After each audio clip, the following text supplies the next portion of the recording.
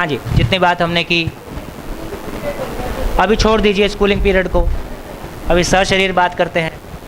Sir एक कल के से एक कन्फ्यूजन है मेरे कुछ उसमें, जब कोई बच्चा डेवलप करता है, भ्रूण मतलब भ्रूण बनता है, तो गैमेट से बनता है, गैमेट से बनता है, एक मेल से आता है, एक फीमेल से आता है। आपने बताया था कि 4.5 महीने के बाद में उसमें जीवन आता है, लेकिन जो गैमेट एक मेल से आया एक फीमेल से आया तो वो जीवन से ही आया है। तो मेरे अंदर ये है कि उन दोनों में जीवन है और उस जीवन से ही वो फिर नया बच्चा बनता है। आपका जो कन्फ्यूज़न है वो यहाँ से आता है, जब हम साइंस में बात कर रहे हैं तो सेल्स का रेस्पिरेशन करना और मल्टीप्लाई होने को उसको हमने लाइफ कहा है। आपका कन्फ्यूज़न वहाँ से आता है। तो जितनी बात आप कह रहे हैं उसमें क्रिया में गलती नहीं है, भाषा में गलती है। जिसको यहाँ जीवन कह रहे हैं वो एक सेपरेट एंटिटी है जो माँ बाप से पैदा नहीं हो रहा है। शरीर माँ बाप के संयोग से माँ के गर्भ में बनता है, ये एक स्थिति है। शरीर में मस्तिष्क होता है, ये एक स्थिति है।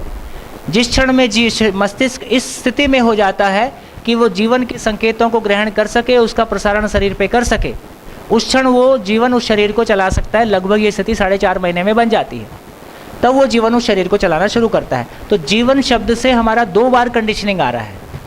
तो आप साइंस वाले जीवन को और अभी जो हम जीवन की बात कर रहे हैं, इन दोनों को आप मिक्स कर दे रहे हो। फिर इसके बाद एक दूसरा मेरे अंदर एक सवाल और आता है कि एक शरीर में 2 जीवन हो सकते हैं? अब तो बिल्कुल ही बाजी पलट दी। माँ के अंदर जब बच्चा डेवलप कर रहा है तो माँ का भी उसमें जीवन है, उस बच्चे के अंदर भी जीवन है। वो दोनों जीवन एक हैं या दोनों जीवन अलग अलग हैं? दोनों जीवन बिल्कुल अलग अलग हैं और दोनों आपस में इंटरफेयर नहीं करते, है ना? दोनों इंटरफेयर नहीं करते। मतलब 2 जीवन एक शरीर में हो सकते हैं? 2 जीवन एक शरीर में रहने की व्यवस्था है। जितनी जगह में बच्चे का शरीर है उतनी जगह में ही जीवन और शरीर बच्चे के रूप में है ना? बाकी माँ के रूप में। जुड़वा बच्चों के रूप में 3 जीवन हो सकते हैं। हाँ, देखिए अब ये बात समझ में आती है जुड़वा बच्चे वाली। जुड़वा बच्चे में यदि आप देखोगे, यदि कई बार मस्तिष्क एक है और नीचे से 2 है, ऐसी स्थिति में दोनों के बिहेवियर को देख के हम ये जजमेंट ले सकते हैं कि ये बेसिकली एक जीवन है और शरीर नीचे से 2 हो गया है, या बेसिकली 2 ही मानव है और नीचे वाला हिस्सा जुड़ गया है। यदि नीचे वाला हिस्सा जुड़ा है, ब्रेन अलग अलग, ये ब्रेन अलग अलग है, उसमें ज़्यादा संभावना है कि बेसिकली 2 ही जीवन है, 2 ही शरीर हैं, लेकिन किसी गलती से शरीर जुड़ गया है। इनको ऑपरेशन करके अलग अलग भी कर देते हैं और ये ज़िंदगी भर फिर अलग अलग भी जी लेते हैं। ठीक हो गया? लेकिन जिनमें मुंडी एक है और नीचे वाला 2 है, क्योंकि जीवन को शरीर चलाना है ब्रेन के थ्रू, यदि वो जगह उसको नहीं मिलती है तो 2 जीवन नहीं हो सकते। एक और सवाल मेरे मन में आता है, वो एक मैडम ने पहले पूछा था कि शरीर कम है और जीवन बहुत ज़्यादा है। शरीर कम है और जीवन बहुत ज़्यादा है, तो जो जीवन शरीर में नहीं आया वो कहीं ना कहीं तो है हमारे स्पेस में। तो क्या उन जीवन के ऊपर भी कोई सुपर जीवन रेगुलेटरी अथॉरिटी है? देखो, मैं आपको बहुत एक सामान्य तर्क देना चाहता हूँ। आज भी सशरीर जीते हुए शरीर बिल्कुल पेड़ पौधे की तरह है। शरीर कुछ सोचता नहीं, शरीर कुछ करता नहीं, शरीर कुछ बायोलॉजिकल वाले पार्ट को छोड़ के ना, उसकी बात नहीं कर रहा हूँ। पाचन और डाइजेशन, ये तमाम चीज़ें शरीर का फिनोमेना है, बायोलॉजिकल फिनोमेना है। मैं निर्णय लेने की बात कर रहा हूँ। तो शरीर कुछ चाहता नहीं है, शरीर कुछ करता नहीं है। ठीक हो गया? तो शरीर शुद्ध रूप से साधन है। जैसे आजकल गाड़ियाँ आ रही हैं, सेंसर्स लगे हुए हैं, पीछे बैक किया तो टों टों टों टों करने लगता है कि भैया पीछे टकराने वाली है। अब आपको पीछे देखने की आवश्यकता नहीं है, एक सेंसर और लगा दिया। इस तरह से एक विदाउट ड्राइवर भी गाड़ी आ सकती है जो पूरी चीज़ों को नियंत्रित कर ले। इसका मतलब है कि हमने एक ब्रेन को गाड़ी में ही बिठा दिया, इतना काम हो गया। तो लेकिन जिस जीवन की बात की जा रही है ना, आज भी आप अपनी स्थिति के अनुसार, हमने एक चर्चा किया था कि मानव अपने से अधिक का मूल्यांकन नहीं कर सकता, लेकिन अपने से अधिक को पहचान लेता है कि ये मुझसे श्रेष्ठ है। सक्षम मानव अपने से कम का मूल्यांकन भी कर सकता है, मार्गदर्शन भी कर सकता है। आज भी आप देख लीजिए, धरती के सभी मानव, जिसको जो महत्वपूर्ण लगता है, किसी को धन महत्वपूर्ण लगता है तो अपने से अधिक धन वाले को के साथ जुड़ना चाहता है, संबंध बनाना चाहता है, उसके अनुसार लाभ लेना चाहता है। जिसको पद महत्वपूर्ण लगता है वो पद के साथ जुड़ जाता है। जिसको ज्ञान महत्वपूर्ण का लगता है वो ज्ञान वाले को ढूंढ लेता है। आज भी हर मानव अपनी प्रवृत्ति के अनुसार अपने आगे बढ़ने के लिए अपने जीने का संसार बसाए ही हुआ है। हर मानव को कुछ लोग गाइड कर ही रहे हैं, हर मानव कुछ दूसरे लोगों को गाइडेंस दे ही रहा है। उसी प्रकार सशरीर भी जीवन ही गाइडेंस देता है, जीवन ही गाइडेंस लेता है। बिना शरीर के जीवन है ही है, अपने से श्रेष्ठ जीवन से मार्गदर्शन प्रेरणा पाता है, अपने से कम को प्रेरणा देता है। ये संसार जैसा इधर है वैसा ही उधर भी है, कोई खास बात नहीं है। जितना जितना सशरीर जीवन समझ में आता जाता है उतना बिना शरीर के कौतूहल कम होता जाता है और आचरण की तरफ फोकस बढ़ता जाता है। कैसे मेरा आचरण निश्चित हो जाए, मैं ज्ञानपूर्ण हो जाऊं, मैं स्टेबल हो जाऊं, मैं स्वयं में विश्वास को पाकर अधिकतम उपयोगी हो जाऊं, फिर उधर के बारे में क्वेरीज खत्म हो जाती है। इस जीवन को हम ईश्वर भी कह सकते हैं। आपकी मौज है, कल्पनाशीलता आपके पास है, भाषा आपके पास है, शरीर आपके पास है, आप कुछ भी कह सकते हैं, है ना। लेकिन लेकिन ईश्वर से हमारा जो अपेक्षा है या जो हमारा जिस स्वरूप में हमने उसको देखने की कोशिश की है, देखो अब कुछ बातें, बैठ जाइए, कुछ बातें चर्चा करते हैं। जैसे हमने एक बात कहा कि कण कण में ईश्वर है, ऐसी भाषा हमने प्रयोग की। अब क्या समझ में आया? कण मतलब इकाइयां, तो कण कण में ईश्वर है और ईश्वर में कण कण है। जैसे ईशावास्य उपनिषद क्या बोलता है? ईश का वास कहाँ पे है? इकाइयों में ईश का वास है, ऐसी बात आई। इकाइयों में ईश्वर है और ईश्वर में इकाइयां हैं। जब सारा समझ में आया तो ऐसा समझ में आया। यदि इस रियलिटी को आप ये नाम देना चाहते हैं, आपकी मौज है, लेकिन ये रियलिटी तो अपनी जगह निश्चित है, ऐसा हम दे सकते हैं। फिर हमने क्या बोला? ईश्वर की मर्जी के बिना पत्ता नहीं हिलता। अब मर्जी मतलब क्रिया, और ये क्रिया शून्य है, तो इधर कोई मर्जी नहीं है। तो क्या कहना ठीक लगता है? ईश्वर में सब कुछ नियम पूर्ण है, नियम से भिन्न कुछ नहीं हो सकता है। ये भाषा जम जाती है। तो बहुत सारी चीज़ों को हमने लोगों को नियंत्रित करने के लिए भय प्रलोभन की भाषा बनाई। बहुत सारे महापुरुषों ने अपने व्यक्तित्व को स्वीकृत कराने के लिए भय प्रलोभन को यूज़ किया, ताकि फिर मेरे कहे हुए उपदेशों का ये पालन कर सके। तो व्यक्तित्व में आस्था जगाने के लिए बहुत सारे चमत्कारों का प्रयोग किया गया। चमत्कार का मतलब है जिसको सामने वाला नहीं समझता है, हमारे अधिकार में होता है। चमत्कार का इतना ही मतलब है, अस्तित्व में कोई चमत्कार नहीं है। तो आस्थाओं के प्रयोग करके आदमी के आचरण को नियंत्रित किया जा सके, ऐसी बहुत सारी भाषाएं बनाई गई। धीरे से दुकान चलाने के लिए बहुत सारी भाषाएं बनाई गई। जब उसमें वेस्टेड इंटरेस्ट वाले लोग शामिल हो गए तो उन्होंने फिर अपनी दुकान चला दी। तो जो सच्चाई के रूप में क्या कहा गया, वहाँ से वो डेविएट होते होते कहाँ तक पहुँचा, ये अलग कहानी है। लेकिन एक बात समझ में आती है कि अस्तित्व अपने आप में व्यवस्था है, और जब व्यवस्था के मूल में गए तो क्या मिला? ये व्यवस्था कैसे है? कैसे है? क्या आंसर मिला? क्या आंसर मिला? स्वनियंत्रित है तो कैसे है? संतुलित है तो कैसे है?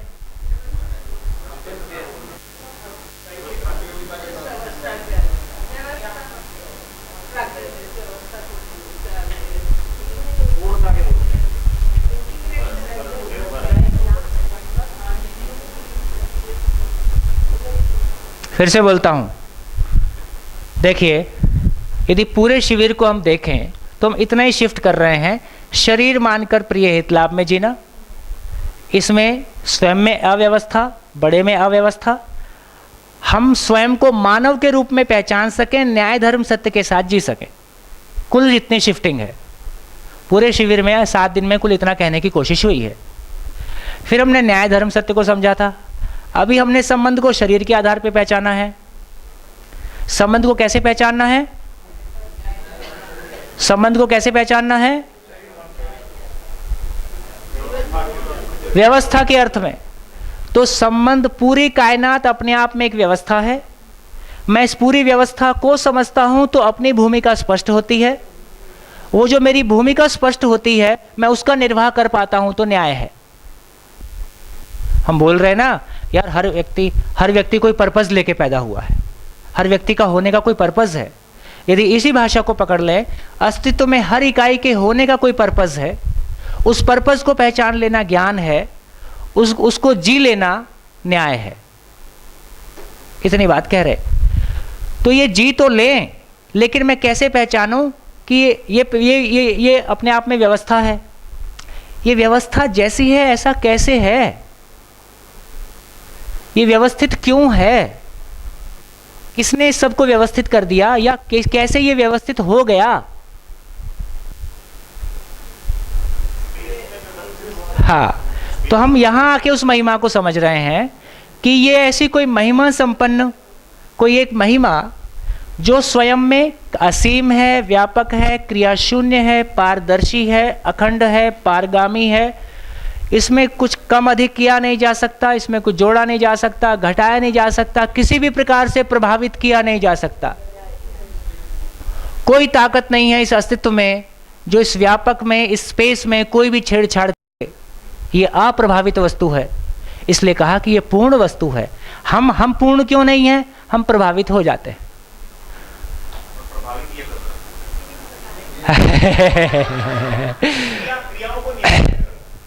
आप कुछ ठीक कहने की कोशिश कर रहे हैं। हमारी प्रॉब्लम यह है कि हम स्वयं को शरीर मानते हैं, तो एक अलग प्रकार से सुखी होने का डायमेंशन बनता है, अलग प्रकार से प्रभावित होने का वातावरण बनता है।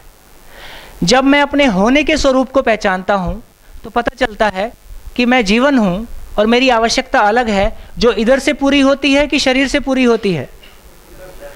इसको समझने के लिए मैं शरीर को साधन के रूप में इस्तेमाल करता हूं। सहअस्तित्व को समझने के लिए मैं शरीर को साधन के रूप में इस्तेमाल करता हूं। तो मेरे को एक दूसरी महिमा, एक तो मेरे को अभी तक तो मैं सामान के साथ ही जी रहा था, शरीर के साथ ही जी रहा था। तो पहली बार पता चला कि मैं भी हूं। फिर पता चला कि मैं जैसा हूं ऐसा कैसे हूं और इस सारी सृष्टि कैसी है। तो पता चला कि सहअस्तित्व पूर्वक है। सहअस्तित्व पूर्वक का मतलब, तो यदि पूरे दर्शन को 5 लाइन में बोलें तो बोला, अस्तित्व सह अस्तित्व है। आदरणीय नागराज जी ने जब अनुसंधान पूरा किया तो उन्होंने केवल 5 लाइन लिखी, केवल 5 लाइनें। जो आया उसको बता दिया, चर्चा होती है। बोले ये आप ही को समझ में आएगा और किसी को समझ में आने वाला नहीं। तो 5 लाइन से फिर 50-100 सूत्र बने। फिर भी ये हुआ कि ये आप ही लोग को समझ में आएगा और किसी को नहीं आने वाला है। फिर उन्हीं सूत्रों को फैलाया तो मानव व्यवहार दर्शन बना। तो मानव व्यवहार दर्शन एक बुक है जो मैंने देखा कि पूरी की पूरी बुक प्रेजेंट इंडेफिनिट में है। अस्तित्व ऐसा है, पूरी की पूरी ये भाषा पूरी बुक में इस्तेमाल हुई है। मेरे लिए आश्चर्यजनक था कि कोई पूरी बुक प्रेजेंट इंडेफिनिट में हो सकती है। अस्तित्व ऐसा है, व्यापक ऐसा है, तमाम चीजें है और है ना। तो अस्तित्व सह अस्तित्व का मतलब है सभी इकाइयां व्यापक में संपृक्त हैं। ये सह अस्तित्व का टेक्निकल मीनिंग है। सभी इकाइयां कैसी हैं? मूल ऊर्जा में होने की। परमाणु कैसा है? पार्टिकल मूल ऊर्जा में होने से व्यवस्था के अर्थ में प्रेरित है, इसलिए दूसरे पार्टिकल को पहचान कर दूसरा भी ऐसे ही प्रेरित है, इसलिए दूसरे को पहचान कर व्यवस्था में हो जाता है। मानव, ये जीवन भी, मैं भी उसी ऊर्जा में ऊर्जित हूं। कैसा प्रेरित हूं ये तो अपने आप से पूछ सकता हूं ना, परमाणु से तो पूछ नहीं सकता। परमाणु को हम इंटरप्रेट कर रहे हैं, लेकिन अपने को तो अनुभूत कर सकते हैं। पूछिए अपने आप से, 24 घंटे आप क्या कर रहे हैं? क्या मोटिवेशन है? क्या चीज का मोटिवेशन है? 24 घंटे है कि नहीं है? क्या चीज का मोटिवेशन है? हर मानव जितने सुख के साथ जीता है उससे अधिक की कामना और प्रयास के साथ होता है। आप इसमें कुछ नहीं कर सकते। पूरे मानव को देखें तो मानव कैसा है? जो कुछ पूरे ब्रह्मांड में है वो एक मानव में होने और रहने के रूप में है। जैसे मैंने एक लाइन यूज किया था कि मानव सह अस्तित्व का प्रतिरूप है। अस्तित्व ने एक ऐसा बच्चा पैदा किया, एक थोड़ी साहित्यिक भाषा दूं तो अस्तित्व ने एक ऐसा बच्चा दिया जिसमें होने के रूप में वो सब कुछ है जो अस्तित्व में है, और जो उसके पूरे रहने को, होने रहने को समझ सकता है और उसको व्यक्त कर सकता है। ये बात पहुंची? जो बात कल पद्मनी बहन बोल रही थी कि जीवन इतना सूक्ष्म वस्तु, लेकिन जितना सूक्ष्म उतना ही महिमा संपन्न वस्तु। क्या महिमा संपन्न? यदि मानव को देखें तो शरीर जड़ परमाणु है, जीवन चैतन्य परमाणु है, और ये दोनों व्यापक में संपृक्त हैं। तो पूरे एग्जिस्टेंस में जो भी रियलिटी है वो एक मानव के स्वरूप में है, एक मानव में तीनों है। यदि क्रिया की बात करें तो बाल और नाखून वगैरह ये सब भौतिक क्रिया, शरीर रासायनिक क्रिया, और जीवन में जीवन क्रिया। यदि हम 4 अवस्थाओं की बात करें तो मूल में शरीर पदार्थ अवस्था, और जिंदा रहते हुए प्राणावस्था, भ्रमित रहते हुए जीव अवस्था के जैसा, भ्रमित रहते हुए जीव अवस्था के जैसा, और ज्ञान पूर्वक मानव के अर्थ में हम प्रमाणित हो सकें तो चारों अवस्थाओं का, तीनों क्रियाओं का, तीनों वास्तविकताओं का भ्रूण एक मानव में दिखाई देता है। तो इसलिए कहा कि मानव जब भी समझता है स्वनिरीक्षण पूर्वक समझता है, दूसरे में नहीं समझता है ना।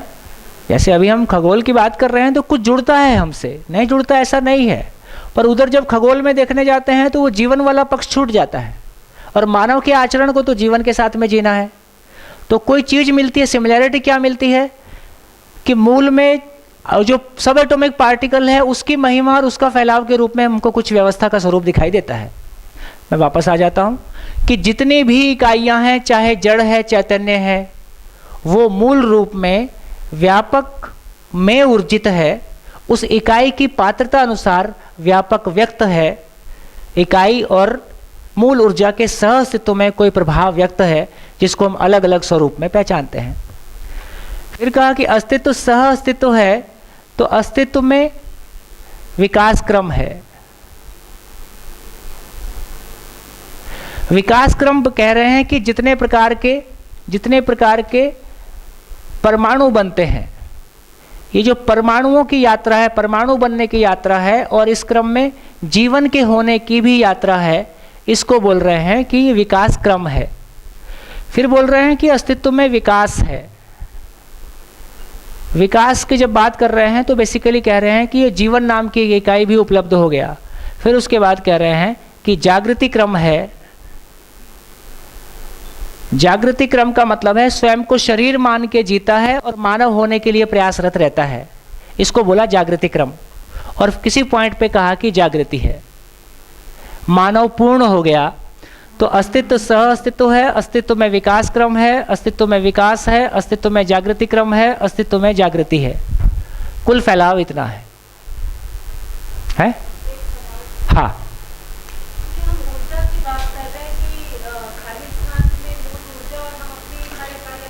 एक करेक्शन कर रहा हूं, खाली स्थान में मूल ऊर्जा या खाली स्थान स्वयं ऊर्जा स्वरूप?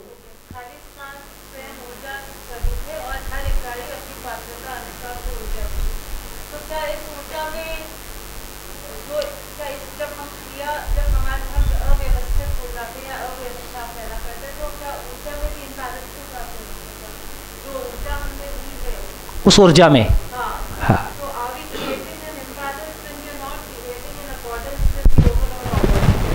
इसको ऐसा लें आप, यदि मैं आपके एग्जाम्पल को प्रैक्टिकल भाषा दूं कि मुझ में सोचने समझने की असीम क्षमता है, सभी मानव में समान है, मैं उसको किसी के प्रति ईर्ष्या में लगा देता हूं।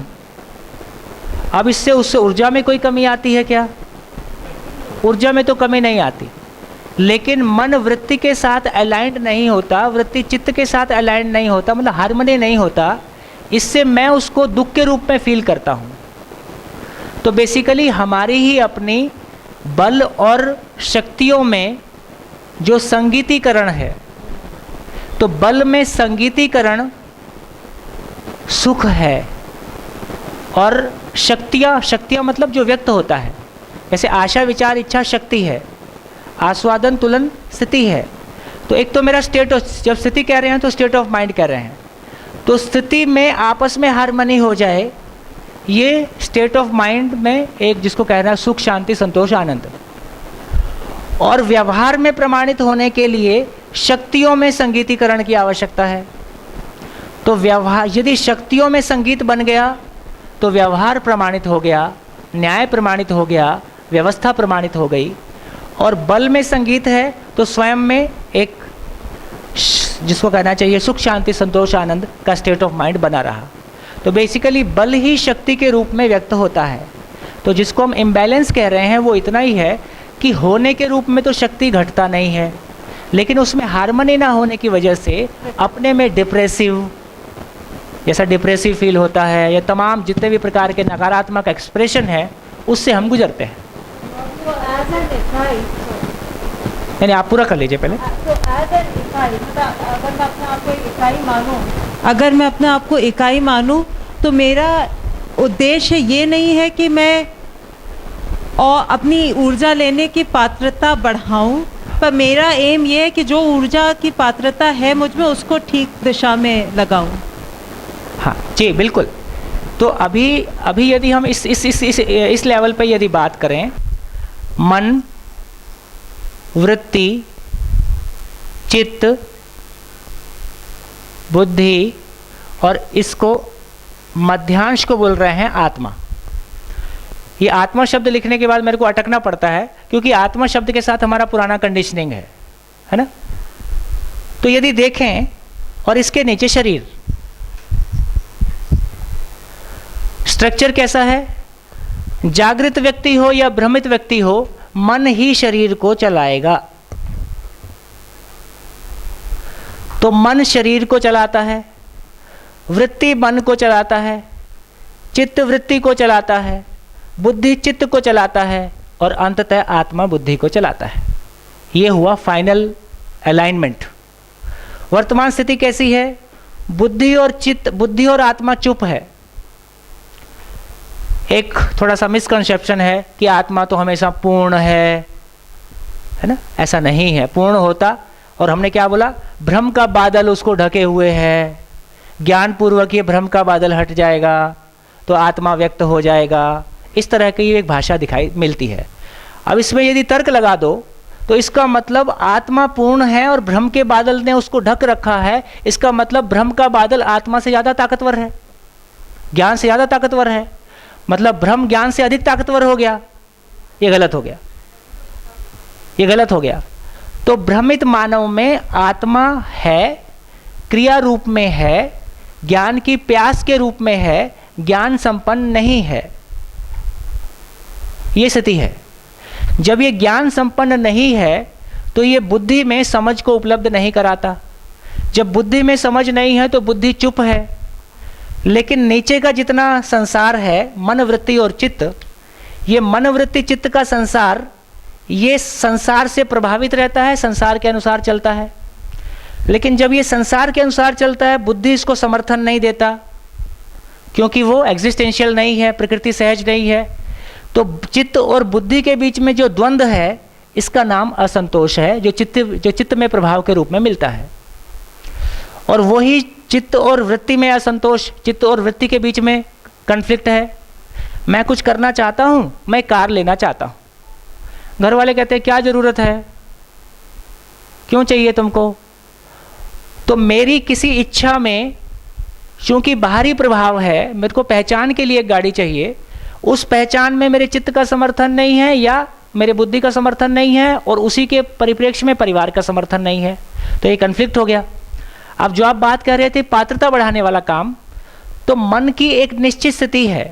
मन स्वभाव से सुख का चाहने वाला है, वृत्ति स्वभाव से कंपैरिजन वाला है, चित्त स्वभाव से स्थिरता निश्चयता चाहता है, बुद्धि में एग्जिस्टेंशियल समझ उपलब्ध होता है और ये आत्मा में अनुभूत होता है। तो बेसिकली इससे ताकतवर ये सूत्र है, अधिक ताकत कम ताकत से व्यक्त होता है। अधिक ताकत कम ताकत से व्यक्त होता है, जैसे इलेक्ट्रिसिटी बल्ब से व्यक्त होता है। तो मन शरीर से व्यक्त होता है, वृत्ति मन से व्यक्त होता है। तो जो आपके कहने का आशय था कि जो व्यापक में संपृक्तता की बात हम कर रहे हैं, पात्रता की बात कर रहे हैं, तो इसकी पात्रता इससे अधिक, इसकी इससे अधिक, इसकी इससे अधिक, इसकी इससे अधिक और इसकी पूर्ण। तो अंततः हमको अपनी पूर्ण पात्रता को प्रकट करना है। तो कंटिन्यूअसली हम कर भी यही रहे हैं कि अपनी पात्रता को बढ़ा रहे हैं। ऊर्जा से उसका संबंध यह है कि मन के लेवल पे वो अपने एक स्वरूप में व्यक्त है। जब इधर आए, आप देख लीजिए, आप प्रैक्टिकली संसार में देखिए, जो विचार पक्ष वाले लोग हैं, मन वाले लोग का मतलब है, मन वाले लोगों का मतलब है जिनको अपने पसंद की चीज़ें मिल जाएं, वो मन के लेवल पे जीने वाले लोग हैं। विचार के लेवल पे जीने वाले लोग थॉटफुल हो गए, फिर चाहे वो किसी भी दर्शन को पढ़ें, किसी भी विचार को पढ़ें, वो किसी विचार विशेष के प्रति समर्पित है, चाहे वो भ्रष्टाचार से मुक्ति का विचार है। उनकी पूरी ताकत किन्हीं वस्तुओं के लिए नहीं लगी है, किसी विचार और किसी व्यवस्था के अर्थ में समर्पित होती है। और ऐसे लोग ऐसे विचार के साथ जब उसको अपनी इच्छा में स्थिर करके और जमीन पे ट्रांसलेट करने जाता है, तो बेसिकली सारी धरती को अभी मार्गदर्शन देने वाले वो लोग हैं जिनका विचार पक्ष और इच्छा पक्ष जागृत है। और प्रजा कौन है? ये मन वाले लोग प्रजा हैं, जिनको बिजली मिल जाए, पानी मिल जाए, है ना, उनको लगता है कि काम पूरा हो गया। इसका मतलब है कि ऊर्जा तो असीम ऊर्जा उपलब्ध है होने के रूप में, मूल ऊर्जा उपलब्ध है। मैं अपनी पात्रता अनुसार उसको व्यक्त करता हूं। तो जैसे जैसे मैं जागृत होता जाता हूं, उसका और अधिक अंश मैं व्यक्त करता हूं। कुल मामला इतना है। बात हुई? हाँ, हर लेवल पे बल्ब में वही ऊर्जा प्रकाश देती है, फैन में वही ऊर्जा ठंडक देता है। उसी तरह से उनके मन में वो ऊर्जा अलग प्रकार से व्यक्त हो रहा है, वृत्ति में अलग प्रकार से, चित्त में अलग प्रकार से, बुद्धि में अलग प्रकार से, आत्मा में अलग। और जो सारा मिलके मानव के जीने के लिए ज्ञान का स्वरूप और ज्ञान का फैलाव बनता है। और आगे विस्तार में इसको थोड़ा और डेप्थ में जाना होगा। हाँ जी, कहाँ पहुँचे? फाइनली तो 5 की बात तो मैंने कर दी। अस्तित्व सह अस्तित्व है। समस्त इकाइयाँ सत्ता में संपृक्त हैं, ऊर्जित हैं, व्यवस्था के अर्थ में प्रेरित हैं, निश्चित आचरण को व्यक्त करती हैं। मानव भी ज्ञानपूर्वक अपने निश्चित आचरण को व्यक्त करता है। इसी प्रेरणावश अंश मिल के परमाणु, बहुत सारे प्रकार के परमाणु बनते रहते हैं और ये आपस में रचना करके पदार्थ अवस्था, प्राण अवस्था के संसार बनाते रहते हैं। इसी प्रोसेस में एक जीवन नाम की चीज घटित हुआ, जिसमें कि जागृति का प्यास है। ये जागृति का प्यास सुख के रूप में व्यक्त रहता है। जब तक शरीर मानता है तब तक एक धरातल पे उसी को ज्ञान मानता है ना। देखो हमारा कन्फ्यूजन कितना बड़ा है। इंजीनियरिंग होने से हम अपने आप को ज्ञानी मानते हैं। अभी तक की यदि बड़ी दुर्घटना कहें तो हमने स्किल्स को ज्ञान माना है। डॉक्टर हो गए तो हम ज्ञानी हो गए। डॉक्टर हो गए तो आप किन्हीं इकाइयों के स्थूल वाले प्रभाव को पहचानने लगे हो। जो उसके होने का स्वरूप है वो पहचानना अभी शेष है। होने के स्वरूप को पहचानना ज्ञान है, जो परस्परता में प्रभाव है उसको पहचान लेना स्किल है। तो इससे हमारा काम नहीं चला। और फाइनली कहा कि वो जागृत हो जाए तो बात पूरी हो जाए। तो उस 5 सेंटेंस में अस्तित्व सह अस्तित्व है, विकास क्रम है, विकास है, जागृति क्रम है, जागृति है। इस विकास के वो मीनिंग नहीं है जो हम परंपरा में लेते आए हैं। यहाँ उस विकास का मीनिंग डिफरेंट है। फाइनली कहाँ पहुँच गए? संपूर्ण ऐश्वर्य का आधार है, इसलिए एक नाम ईश्वर। तो क्या समझ में आया? ईश्वर कुछ करता नहीं। हमने क्या कहा? सृष्टि निर्माण। सृष्टि में निर्माण है कि सृष्टि में प्रगटन है? क्या फर्क है दोनों में? सृष्टि में निर्माण है कि सृष्टि में प्रगटन है? क्या फर्क है?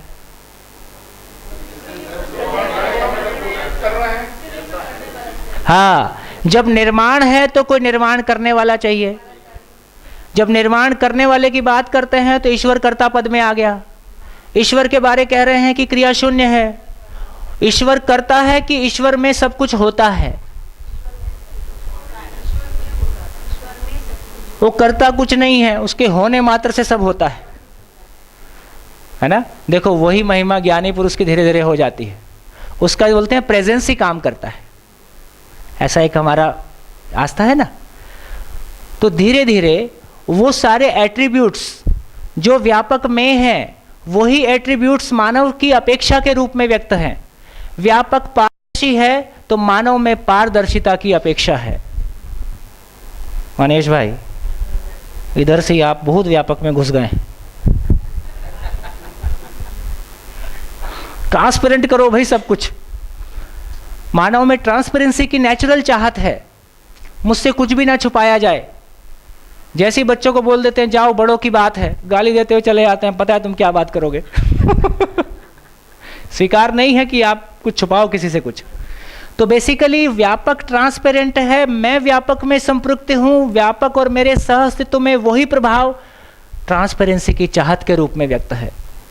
व्यापक अपने में पूर्ण है, मैं व्यापक में।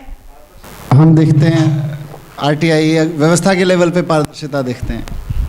चलो मुझे बात पता चल गई, बच्चों के सामने बातें हो गई, मतलब शब्द रूप में पारदर्शिता हो गई, और भाव रूप में पारदर्शिता का जो आप एहसास है वो बड़ा मज़ा देता है। मतलब वो बड़ा सुखदाई है कि एक बार ये हो जाए सेंस ऑफ वननेस, संबंधों में पारदर्शिता।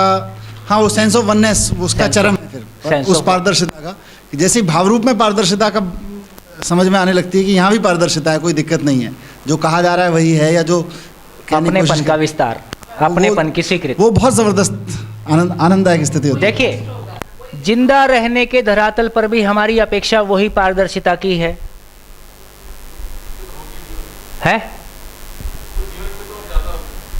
और जीने के धरातल पर यह भाव रूप में आ जाती है। जिंदा रहने के धरातल पर वो आरटीआई लगाओ, ये लगाओ, सूचनाएं बताओ, भाई फिजिकल लेवल पे पारदर्शिता करो, लेकिन किसी पॉइंट पे आगे लगता है कि नहीं, इससे भी बात नहीं बन रही है। फिर ये समझ में आता है कि नहीं, वो आदमी के जीने के लेवल पे जो पारदर्शिता है, संबंध में जो पारदर्शिता है, वो जो अपनेपन की स्वीकृति है, वो जो सेंस ऑफ वननेस है, यहाँ आके पारदर्शिता तृप्त हुआ। तो व्यापक ये मूल ऊर्जा, व्यापक ये महिमा, मैं एक पारदर्शी महिमा में डूबा हूँ, भीगा हूँ, घिरा हूँ, इसलिए मुझ में पारदर्शिता की अपेक्षा है। मैं एक पूर्ण महिमा में डूबा हूँ, भीगा हूँ, घिरा हूँ, इसलिए पूर्णता की अपेक्षा है। मैं असीमता में डूबा भीगा हूँ, इसलिए असीमता को चाहता हूँ। कितना फैलना चाहता हूँ? मैं असीम में फैलना चाहता हूँ, क्योंकि असीमता में मैं डूबा भीगा घिरा हूँ। तमाम चीज़ों को हम देख, व्यापकता में भूगा हूँ, व्यापकता चाहता हूँ। जितना मैं संकीर्ण होकर रहता हूँ उतना परेशान होता हूँ, जितना मैं व्यापक, मेरी सोच जितना अस्तित्व में फैल जाती है, मैं उतना अपने आप को व्यापक पाता हूँ। तो मैं अखंड हूँ, अखंडता चाहता हूँ। मैं अखंडता में डूबा भीगा गिरा हूँ, इसलिए कहीं भी खंडित है ना। हमारे संप्रदाय, व्यक्तिवाद और संप्रदायवाद, तमाम रूप रंग, जितने भी जाति, तमाम आधारों पे हमने अपने आप को तोड़ा है। ये अखंडता, ये खंडितपना हमको नहीं चाहिए। मेरा व्यक्तित्व अपने में खंडित है। कितनी जगह है जहां मैं अपने आप को अस्वीकार करता हूं, है ना। तो मैं अंदर से खंडित हूं, परिवार में खंडित हूं, समाज, राष्ट्र और विश्व में खंडित हूं। दूसरा प्लेनेट मिल गया तो उसके लिए स्टार वॉर्स की तैयारी है। तैयारी तो वहां तक है ना। मैं अखंडता चाहता हूं, है ना। अब आप कुछ भी देख लीजिए, जितना आप देखेंगे वो कुल मिला के, जब हम कह रहे हैं पानी में रुई डूब गई, तो रुई में क्या चीज का गुण व्यक्त हो रहा है? उस पानी का गुण। रसगुल्ला चाशनी में डूब गया तो आटे में, जिसमें कोई मीठापन नहीं था, उसमें सारी मिठास व्यक्त हो रही है। हम जिस महिमा में डूबे हैं, भीगे हैं, घिरे हैं, वही महिमा अपेक्षा रूप में व्यक्त है, समझ पूर्वक वो अधिकार रूप में, प्रमाण रूप में व्यक्त है।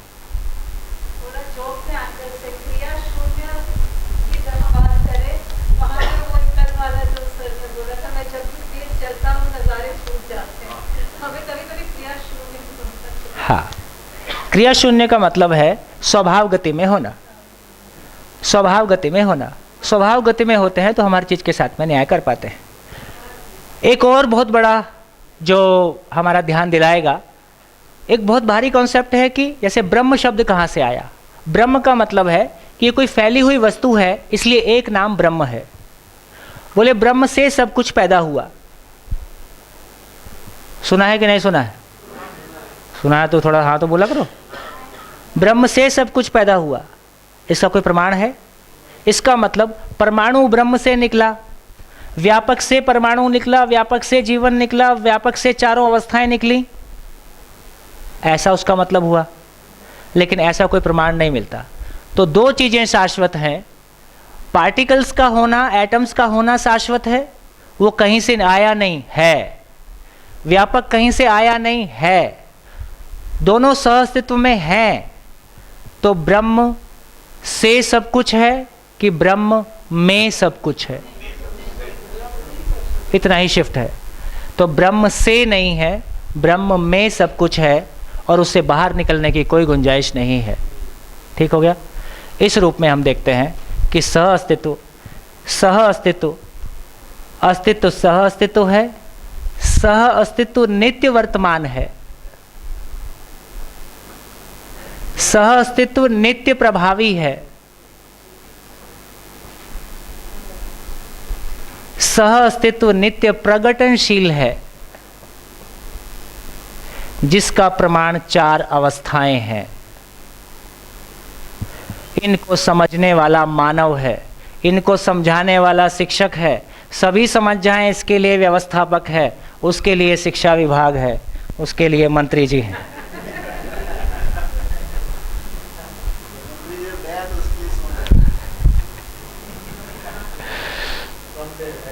बताइए आप कुछ।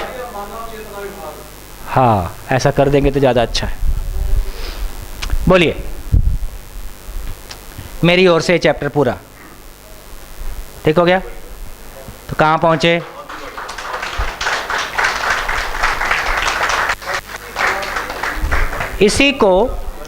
इसी को सत्य कहा। अब देखिए, अब जितना कैनवस पूरा हो गया, कैसा हो गया? अब क्या शेष बचा? अब क्या शेष बचा? अब एक बर्ड व्यू आ जाए, है ना, मानव से जोड़ के। हमने मानव से शुरू किया था, फाइनली हम मानव को कैसा देखेंगे उस जगह में हम आ जाए। तो मानव के बारे कहा कि एक मानव है। अब मैं बहुत जिसको कहना चाहिए कि सामान्य भाषा में, एक चलती फिरती भाषा में हम चीज़ों को कैसे देख रहे हैं, है ना, सामान्य भाषा में एक मानव है। मानव को यदि देखें तो अब हम उसको मूल्यांकित कर सकते हैं कि उसने क्या समाज को दिया और क्या समाज से लिया। इस अर्थ में ही मानव का मूल्यांकन हो सकता है।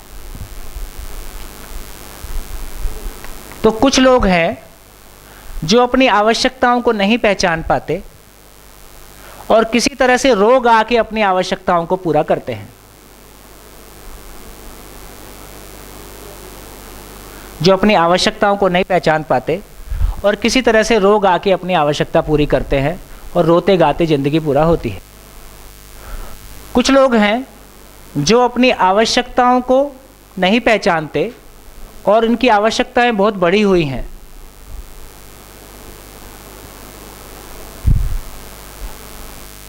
और उनको पूरा करने का तरीका, उनको पूरा करने के तरीके में संग्रह, शोषण, युद्ध, जो भी कुछ तरीके होते हैं, मैनिपुलेशन, सब अपनाते हुए तो ये समाज में क्या दिया? व्यवस्था दिया कि अव्यवस्था दिया? ये भरपूर अव्यवस्था प्रोड्यूस करते हैं। एक तीसरे प्रकार के लोग हैं जो अपनी आवश्यकताओं को पहचानते हैं,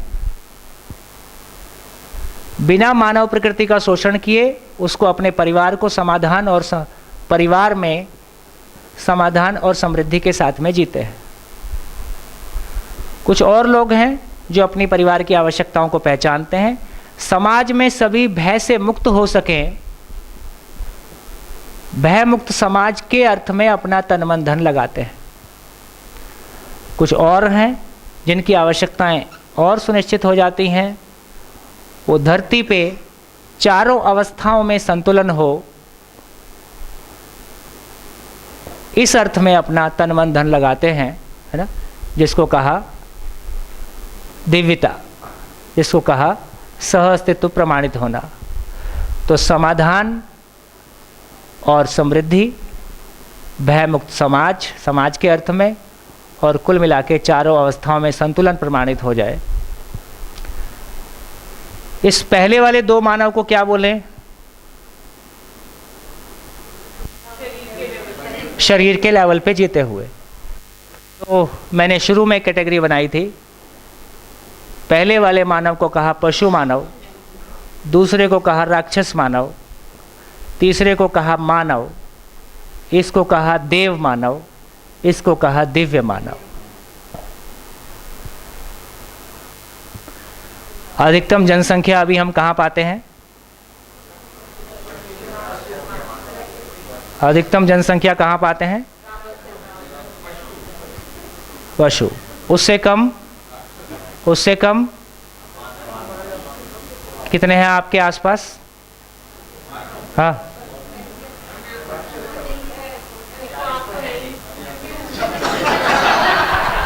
क्या बोल दिया?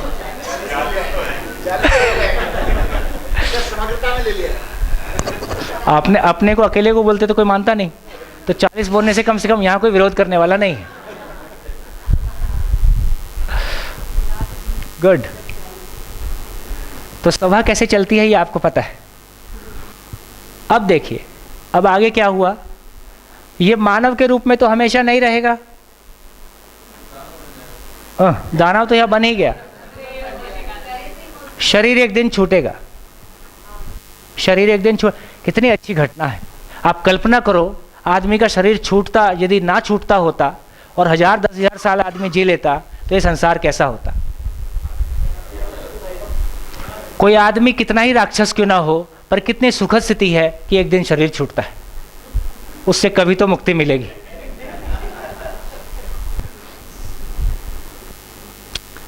अब क्या बचा? शरीर मर गया, अब क्या बचा? जीवन। तो जीवन तो है ही, सशरीर है, बिना शरीर है, उधर कुछ हो नहीं सकता। इतना ही हो सकता है, ये भ्रमित है कि जागृत है, सुखी है कि दुखी है। अब ये जो जीवन है, ये वाला जीवन कैसा होगा? ये दो कैटेगरी का जीवन कैसा होगा? जागृत होगा कि भ्रमित होगा? और ये वाले जीवन कैसे होंगे? जागृत होगा कि भ्रमित होगा?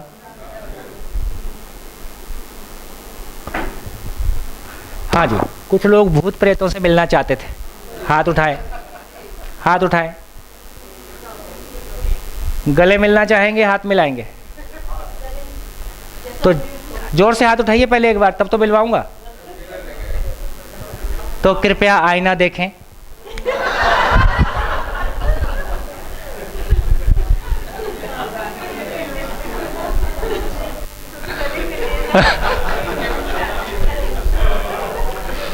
हम ही हैं, कोई दूसरा नहीं है।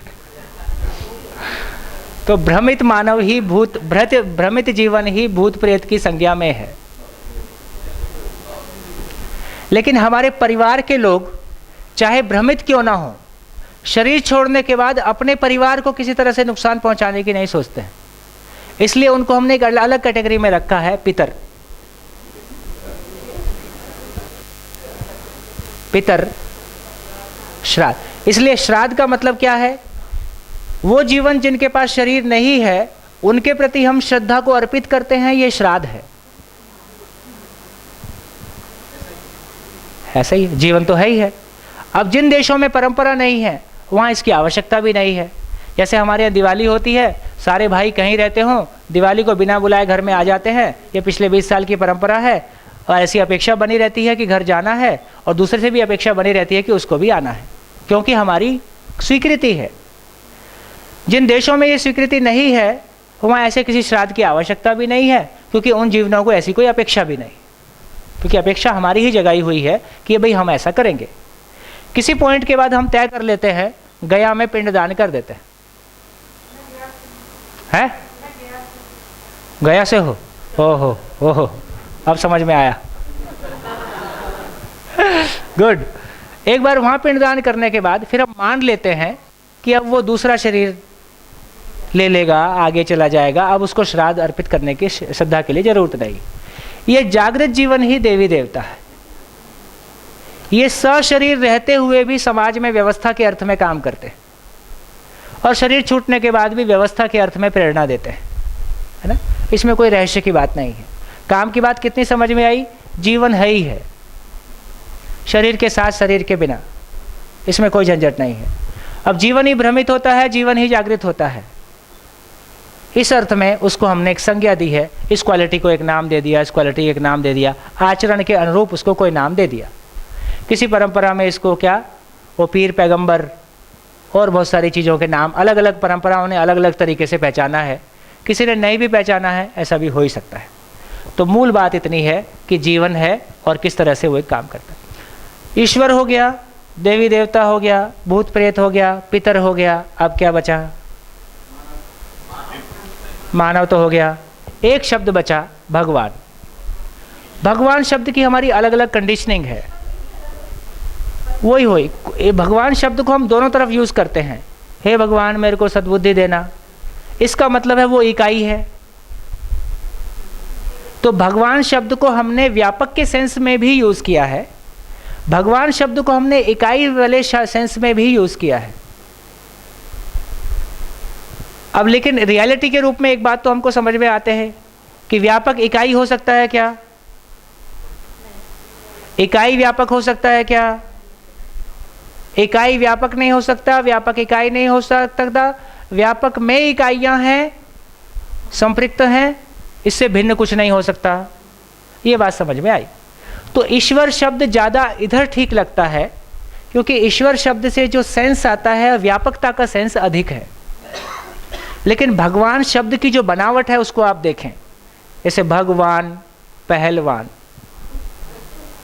गाड़ीवान, कोचवान, धनवान, तो वह आप हंस रहे हो ये वान शब्द क्या चीज का सेंस देता है?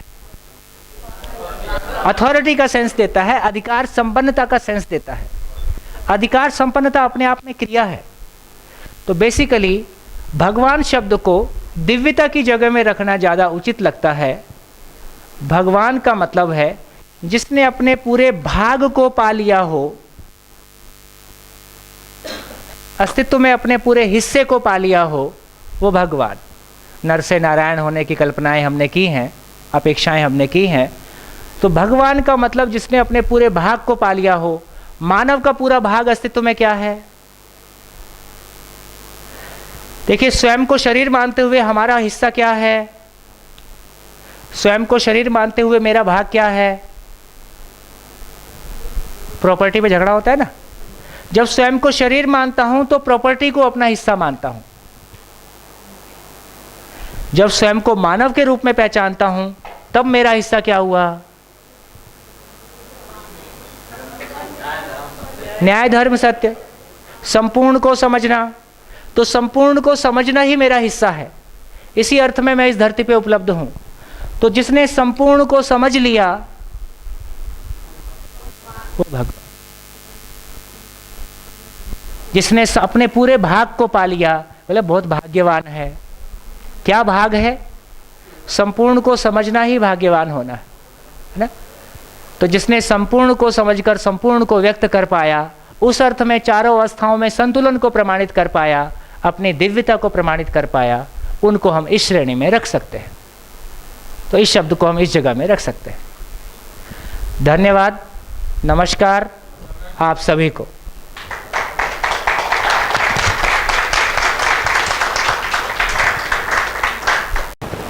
सबसे पहले तो मैं कहूँगी कि सोम भाई इज़ एन एक्सेलेंट टीचर। 7 दिन हम लोग को इतना सबको, जो कि इस एज में है हम लोग, उस एज में हम लोग को एक टोटली एनग्रॉस रखा। Nothing like it sir, hats off you. मैं डॉक्टर सुनीता कौशिक हूँ sir, additional director education, directorate of education हूँ। एग्ज़ाम और स्कूल ब्रांच मुख्यतः मेरे पास है, इंस्पेक्शन भी है। कुछ चीज़ें मैं जो मुख्यतः कहना चाहूँगी कि कुछ चीज़ें थी मेरे पास, लेकिन शायद उनको शब्द मिल गए। चाहे वो सुख की बात हो, चाहे शांति की बात हो, या असीमता की बात हो, वो कुछ न कुछ मुझे शब्द मिल गए जो मेरे पास कहीं थे, लेकिन नहीं मालूम कि उनको मैं प्रकट कैसे करूं। तो वो ज़रूर मुझे मिल गए। दूसरे मैं आपसे शेयर करना चाहूँगी कि मेरे 11 साल के ट्विंस बच्चे हैं।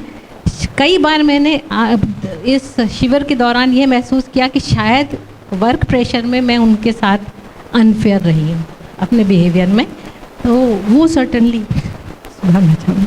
Thank you. नमस्कार, कमलेश चौहान मेरा नाम है। मैं deputy director district west B Delhi में काम कर रही हूँ।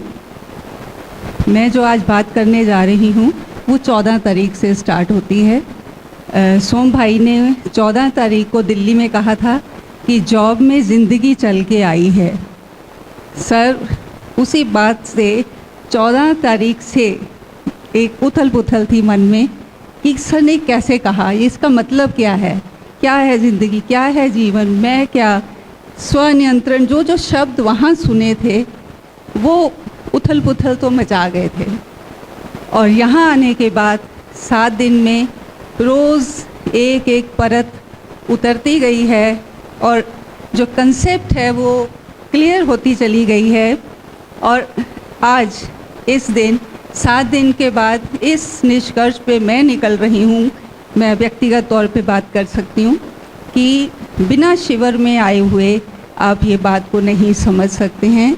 जैसे कल हम लोग विद्यालय में भी गए थे, वहाँ पर भी जो शिक्षक हैं और जो अभिभावक हैं, दोनों के लिए जो आपने ये एक शर्त रखी हुई है उसके बिना काम नहीं हो सकता।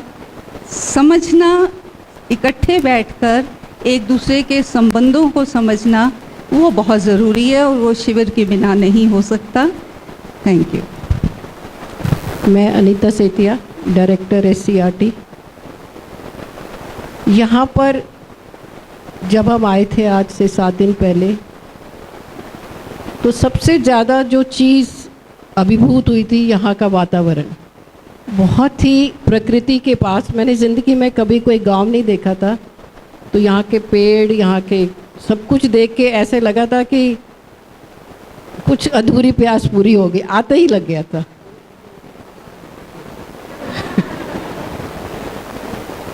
तो यहाँ का जो वातावरण था वो बहुत ज़्यादा कंट्रीब्यूट रहा हमारी यहाँ पे, जो कंसंट्रेशन रही, फोकस रही। और यहाँ का जो भी चीज़ें हमने नए नए कॉन्सेप्ट सीखे, तो हमारी जो अंदर की जो धारणाएं थी वो परिवर्तित होती गई। मैं सोचती थी कि हर व्यक्ति का अपना सच होता है, बच्चे का अपना थिंकिंग है, मेरे हस्बैंड की अलग थिंकिंग है, XYZ, हर एक का अपना अपना सच है और उनको उसके साथ जीने का अधिकार है। अब आई शुड नॉट इंटरफेयर। लेकिन यहाँ पे जब आपसे डिस्कशन हुआ तो सच तो एक ही होता है, सिर्फ समझ नहीं होती है। और शिक्षा के माध्यम से सही समझ को पैदा करना और संबंधों में दृढ़ता लाना और स्वयं में विश्वास करना, दीज आर द 3 की learnings which I am taking along with me. कि जब तक कोई कितना भी पढ़ ले, स्किल कितनी भी ले ले, अगर विश्वास नहीं है तो वो न्याय नहीं कर पाएगा। संबंध अच्छे नहीं है, टीचर टॉट का, पेरेंट्स का, बच्चों का, तो भी कुछ नहीं हो पाएगा। और सार्वभौमिक आचरण तो होना ही होना है। मैं यहाँ आने से पहले थोड़ा सा नहीं थी ठीक, आपको बताया था बैक की वजह से, तो मुझे लग रहा था, डामाडोल हो रही थी कि कैसे जाऊँगी। ईश्वर से प्रार्थना कर रही थी कि 7 दिन तो ठीक रखना। But I got a lot of support. मेरे बेटे ने कहा मनीष सिसोदिया जी बुला रहे हैं तो कुछ अच्छा ही होगा। और मेरे दोनों बच्चों ने कहा, पता नहीं भगत है इनके या दिल्ली की जनता का विश्वास है, कह रहे हैं कि आप ठीक हो जाओगे। तो मैं सब अपने सच, तो मैं सारी मतलब बॉटल ला के और बेल्ट ला के और दवाइयाँ ला के, लेकिन सच में ठीक हो गई है। ना he went for a walk, मैंने 3-4 दिन यहाँ वॉक नहीं करा, लेकिन उसके बाद चलना भी शुरू कर दिया। As a director SCRT and department of education, मैं जो नई चीज़ मुझे मिली है कि हम लोग सोचते रहे कि वैल्यू एजुकेशन पे काम करना है, जेंडर सेंसिटाइजेशन पे काम करना है, लेकिन मैं चाहती हूँ कि सभी डाइट्स में और सभी SCRT में जो प्राइमरी एजुकेशन है, जैसे सोम भाई ने कहा कि initial years are very important, तो कुछ ऐसा हम क्रिएट कर सकें कि जो शुरुआत के जो बच्चों के फाउंडेशन ईयर है उस पर कुछ अगर हम काम कर पाए तो ये अपने आप में बहुत बड़ी उपलब्धि होगी। और जो हमारे टीचर एजुकेशन के प्रोग्राम है DLED, क्योंकि ये वो टीचर्स होते हैं जो प्राइमरी के बच्चों को पढ़ाते हैं, और अभी अभी हमने करिकुलम भी रिवाइज करा है, लेकिन उनका कुछ शिवर I don't know how will I do कि SCRT और डाइट को आपको बुलाएंगे या कैसे, तो उन अपने टीचर, एजुकेटर और जो ट्रेनीज़ हैं अगर उनके लिए भी कुछ दे पाए तो it will be a great great blessings to them. तो इन्हीं उम्मीद के साथ कि आगे आने वाले में हम बहुत कुछ कर पाएंगे और जो सीखा है उसको बांध के रखेंगे और कैरी फॉरवर्ड करेंगे। Thank you very much. सभी को नमस्कार। मैं doctor Anand Singh Bisht, education officer, Delhi government. हम लोग 3 चीज़ों से रूबरू होते हैं, एक तो स्टूडेंट, दूसरा टीचर और तीसरा कैरिकुलम। यहाँ जो प्रोग्राम चला उसके संदर्भ में मेरा ये पूर्ण विश्वास हो गया है कि कैरिकुलम जो कि सिलेबस और को करिकुलर एक्टिविटी से मिल के बना है, उसमें ह्यूमन रिलेशन का एलिमेंट और ऐड ज़रूर होना चाहिए, तभी जाकर के हमारी जो शिक्षा व्यवस्था है वो पूर्ण हो पाएगी।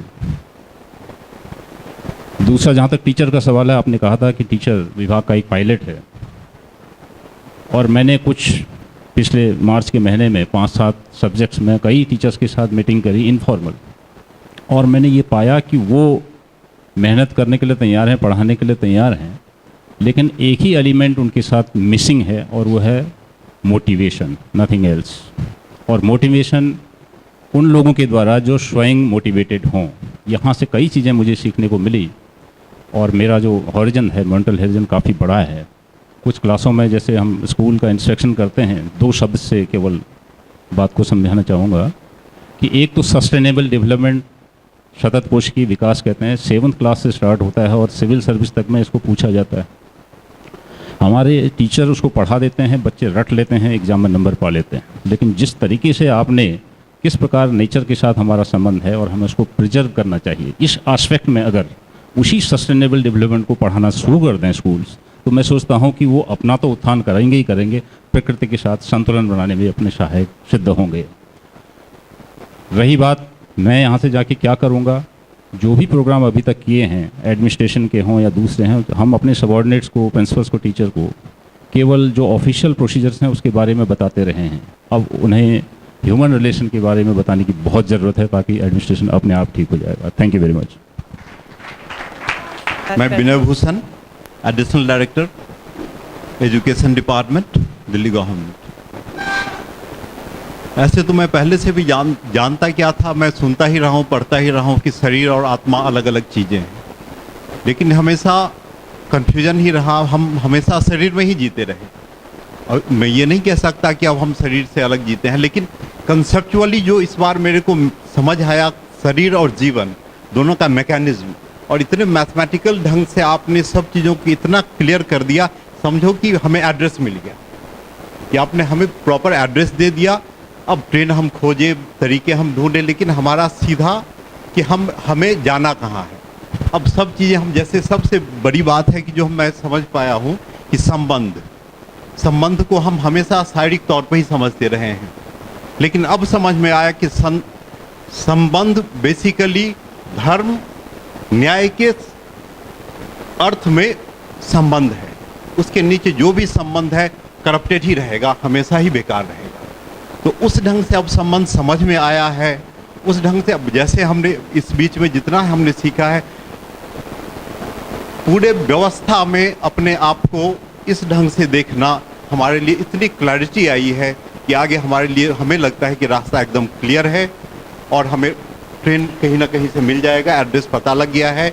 और जहाँ तक कि डिपार्टमेंट का सवाल है, हम सारे जो भी हैं वहाँ पे टीचर को पिवोटल मान के, टीचर को सेंटर मान के सारी चीज़ें हमारा उसी तरफ फोकस होना चाहिए, और उसी तरफ फोकस होगा, उसी लाइन में हम लोग सब काम करेंगे।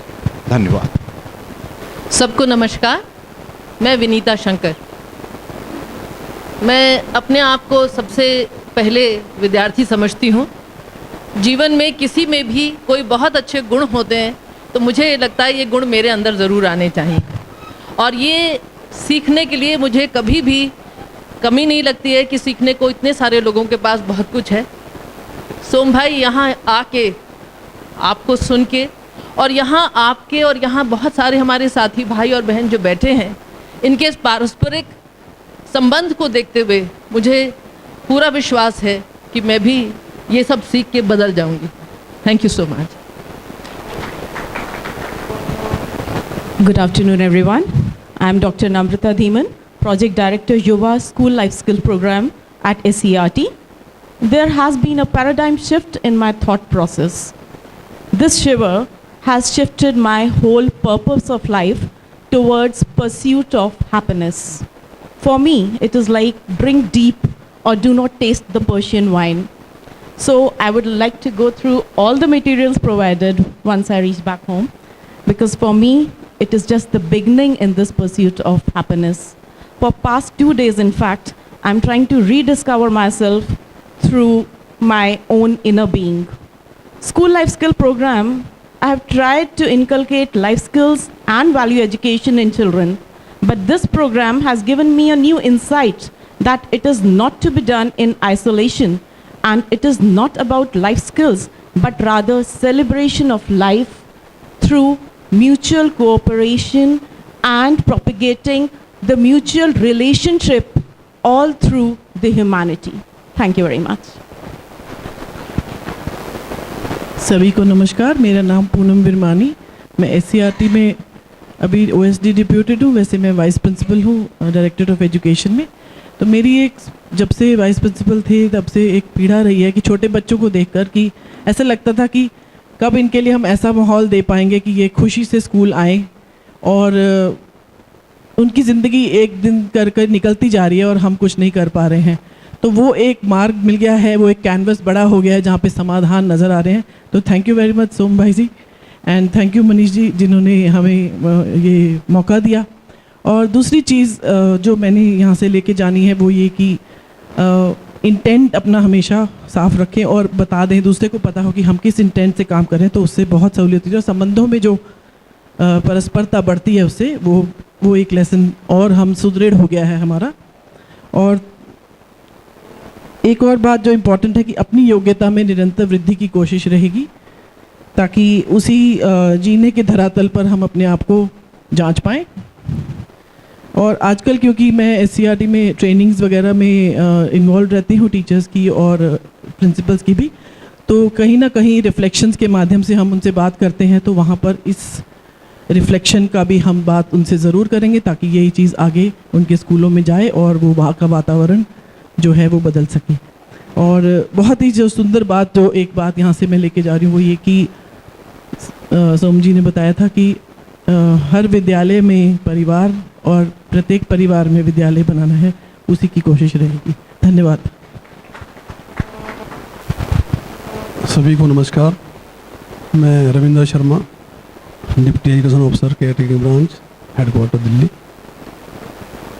बहुत सारे कंसेप्ट यहाँ पर क्लियर हुए हैं, बहुत सारे शब्द मिले हैं, और जो सबसे अच्छी चीज़ यहाँ पर मिली है, कोई भी चीज़ हमें करनी है, आगे बतानी है, समझाना है, उसे आचरण में लाना है।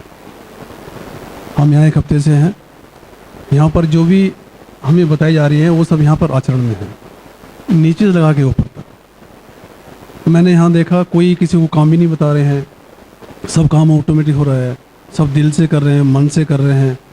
और जो हमारे सोम भाई जी हैं, जिस तरह से इन्होंने हमें बताया, हमें इनके बारे में, हमने इनसे बारे में बात भी की है और इनके बारे में मालूम भी है। तो इन्होंने जो भी हमें बताया सीधा हमें कम्युनिकेट हो गया। कम्युनिकेट तभी होता है जब कोई चीज़ आचरण में होती है। तो जो भी हमने यहाँ पर सीखा है इसको हमें वहाँ जाके आचरण में लाना है, सभी से शेयर करना है, और कोशिश करनी है कि ज़्यादा से ज़्यादा प्रिंसिपल से, ज़्यादा से ज़्यादा टीचर से उन्हें हम ये चीज़ बताएं और उनको कोशिश करें खुद भी आचरण में रहें। ये जो हमने यहाँ कुछ बुक्स भी ली हैं और यहाँ CD भी ली हैं, इनको पढ़ते भी रहें, अध्ययन भी करते रहें, इनको सीखते भी रहें और आचरण में लाते रहें। और जब हमारे आचरण में आ जाएगा, जब हम दूसरों को बताएंगे तो कोशिश करेंगे कि वो भी इसको अपने आचरण में लाएं। Thank you. अपनी टीम को एक व्हाट्सएप भेजा था और मैं वो कहना चाहती हूँ कि वो बहुत जेन्युइनली भेजा था, और वो ये भेजा था कि I am absolutely buoyed by the enthusiasm, intellect, perceptiveness and open-mindedness and the पात्रता of my team। और इसका श्रेय आपको और आपकी पूरी जो यहाँ की टीम है उसको जाता है, क्योंकि मैं अपनी टीम को नहीं जानती थी, जब यहाँ आई थी मैं अपनी टीम को नहीं जानती थी, तो आपने एक तो मुझे मेरी टीम से अवगत कराया है, तो ज़िंदगी में 2-3 आश्वासन आपने मुझे दिए हैं। एक तो ज़िंदगी में अक्सर मेरी कोशिश रहती थी कि जो सामने व्यक्ति बैठा उसका मैं नज़रिया समझूं, उसमें जो अच्छाई है वो समझूं। कभी कभी वो गलत भी निकल आता था, तो ये लगता था कि क्या मैंने गलत किया, पर मैं ये आश्वस्त हुई हूँ कि ठीक है, कभी गलत हुआ हो लेकिन वो गलत बात नहीं है, मेरा मतलब अप्रोच गलत नहीं है। और ये मुझे अप्रोच और बढ़ाना है पर्सनल लाइफ में। कभी कभी बच्चों में भी ये अप्रोच था कि मम्मा हम जो कर रहे हैं खुश हैं, हमें करने दो, पर हम लोग मिलके दबाते थे माँ बाप कि नहीं नहीं तुम्हें ऐसा करना चाहिए, तो वो अब मैं नहीं दबाऊंगी।